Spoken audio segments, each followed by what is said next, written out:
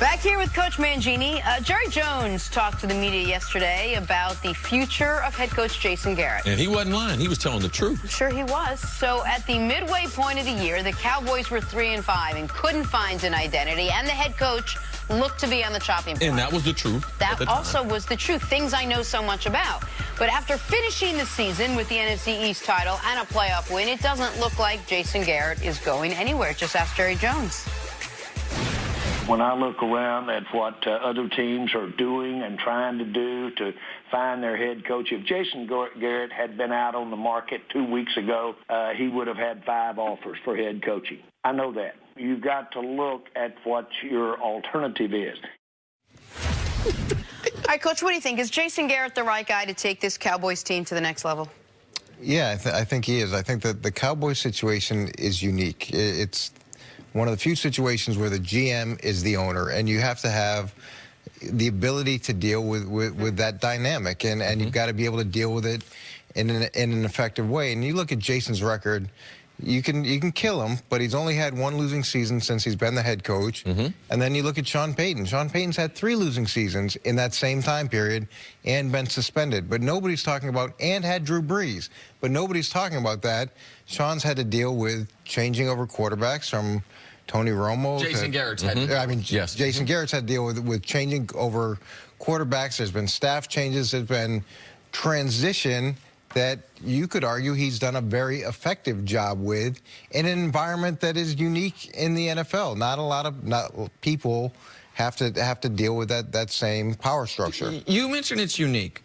Do you think it's a net positive or net negative if you're the head coach of the Cowboys? Everything that goes along being the head coach of the Cowboys. And by that, I mean, you know you're going to have as unlimited resources as a team can have within the confines of a salary-capped league. But what best facilities in the league see, the top of the line, everything, you know your owner is, you're one of the 12-ish teams that every single year is actually trying to win a championship. That we talk about that all the time, that there's a dozen teams or so that are they'd like to win a champion, all that, but also the added scrutiny, the fact that the GM is the owner. Like, do you think this is a better job than the average NFL job because of all that, or a worse job than the average NFL job? Well, what we don't know is the dynamic between the head coach and the owner, and we don't know how much give and take there is, and over time has that relationship evolved. This isn't a function of buying the groceries. He doesn't buy the groceries. He doesn't really even set the menu. He just cooks whatever he's given. Now, but maybe over time, as their relationship has grown, there has been more give and take, because you want the ability as a head coach to shape the team that you have. You want the ability to be able to discipline the players the way you believe they should be disciplined. And if that stuff gets undercut, it's hard to operate as effectively as you could. Yeah, I think it's a positive being the Dallas Cowboys coach. I think that you would want the opportunity, knowing that you have an owner that is trying to win, compared to other messaging we see through other owners that aren't consistent. Now, dealing with your roster in the media, with your owner doing a radio show, that would be problematic. How I'm going to deal with the players personally compared to the relationship that they have with him, because Jason, the relationship he has with those players, and Jerry, especially the star players, those are going to be significant relationships, because that's the way Jerry is. Him being hands-on every day, and also, let's not forget the dynamic of his right-hand man is his son. Yeah. And when you're dealing with a father and a son, and you're the head coach, and being able to get through those types of situations, I think Jason Garrett is probably one of the most difficult jobs to have, and I believe that he's done a good job being the Dallas Cowboys head coach. What about what this team needs specifically? What Dak Prescott needs to grow and mature? What Ezekiel Elliott needs to turn into the back that they really want him to be? Is he the right coach to help develop both the offense and defense? Well, he's the right coach in the sense that he's got the most knowledge of where these guys are, what their weaknesses are, what their potential areas for growth are. When you bring in somebody new, you do get an influx of new ideas, and there's a freshness to it that can add energy to the environment, but it may not necessarily be what's best from a growth perspective. Yeah, I think he is probably positioned in the most advantageous way to help those guys. And I think we have to remember that being a head coach is not simply, even though a lot of teams are kind of leaning this way as the NFL goes from, as he would say, a third, offense, defense, special teams. The NFL now seems to be 60% offense, 30% defense, 10% special teams. A head coach is not always quarterback whisperer, play caller, who also happens to be a head coach. When you were a head coach, it's the media, it's discipline, there are so many things. It's setting the meeting schedule, right? It's so many things that you have to do that are not just the game plan. Tell me if I'm misstating it. No, there's a ton of things that you have to do that have nothing to do with your expertise. And you've got to me, you've got to be the head coach of the whole team. You've got to be able to not only see what's in front of you, but see what's a year away, see what's 5 years away.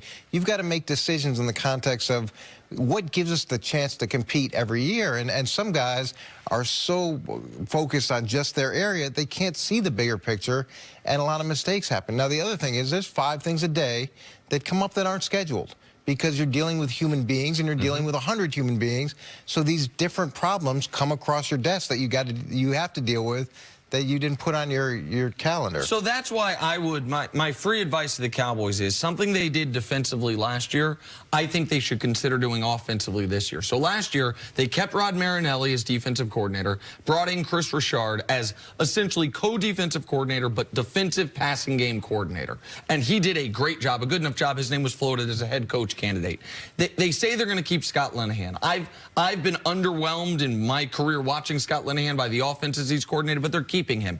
Can you bring in an offensive passing game coordinator that focuses on Dak, on the routes, on the route combinations, and tries to enhance that? Because Jason Garrett, I think, is a good CEO. I think he could use maybe a better COO. And if they're leaving Marinelli and Linehan in place, can those guys have someone that can help Dak and the passing game evolve? Because every question around the Cowboys, when we're looking about their future, comes back to how good is Dak going to be down the road? There is no quarterback coach, there's no offensive coordinator that can teach someone to throw. So Scott Linehan, he's been good in this league for a long period of time, and it might just seem just so simple that we might just add something else, but what effect does it have on the rest of the team? And we can't just say, there's not 32 guys out there that can enhance your offense like we think. We think all these young coaches, man, there's millions of them. Oh, they're all everywhere. Oh, okay. All right. Wait till 3 or 4 years from now. And you guys come back, and we're still doing television. I'm telling you, where are all those young, smart guys at now? All right? They're going to be changing their corner like Nick Wright. He's going to be like, got off of that smart thing. You know, so I just think right now in the NFL, trying to add wrinkles to your offense is harder said than done. And I know there's no one that can teach a quarterback how to throw the ball effectively better. Now, we can have some concepts that open it up, but Dak Prescott, it's on himself to get his feet better, to get his shoulders stronger, work on his timing, get his hips involved in the throw. That's not some other person's responsibility. That's the professional's responsibility. It's not some coaches. You are responsible for your own talent. There's enough quarterback gurus and stuff out there that aren't working for teams. All right? Tom Brady's guy is not employed anywhere, all right? And Drew Brees, Tom Brady, and all these other guys go to him. Let's not put that on the Dallas staff. That's something you should be doing in your offseason, Coach. Know what helps really smart coaches? Really good quarterbacks. That helps really. Look at Belichick. There's one winning season in 6 years as a head football coach, which would get you fired pretty much anywhere at any time. And then Tom Brady kicks in, and it was the combination of those two people and they work together that has changed everything. And the situation in Green Bay, you've got a young head coach going there.